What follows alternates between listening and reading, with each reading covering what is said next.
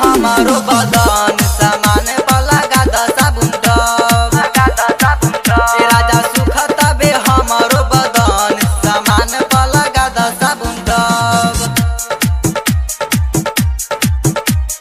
DJ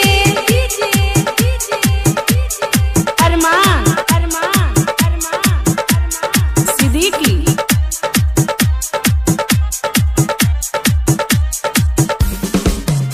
पियावा जब देखी हमर काका कही जहिया से बानी हमहू सामान के चुराबले पियावा जब देखी हमर काका कही जहिया से बानी हमहू सामान के चुराबले। देखी चढ़ल जवानी हमार देखी चढ़ल जवानी हमार सामान वाला गादा साबुन डब ए राजा सुखताबे हमारो बदन सामान वाला गादा साबुन डब ए राजा सुखताबे हमारो बदन सामान वाला गादा साबुन डब। डीजे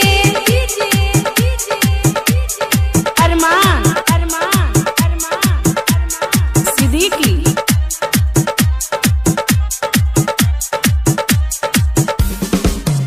धरे कन धर्मेंद्र कहे ठीक नहीं लागे आके राघवेंद्र सैया सुइयो न डाले धरे कन धर्मेंद्र कहे ठीक नहीं लागे आके राघवेंद्र सैया सुइयो न डाल।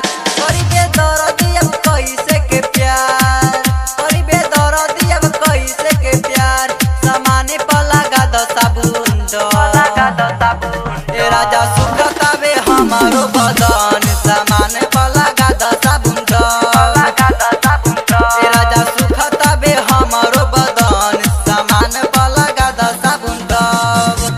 भाई recording studio Bariyarpur 4 line Sitamarhi.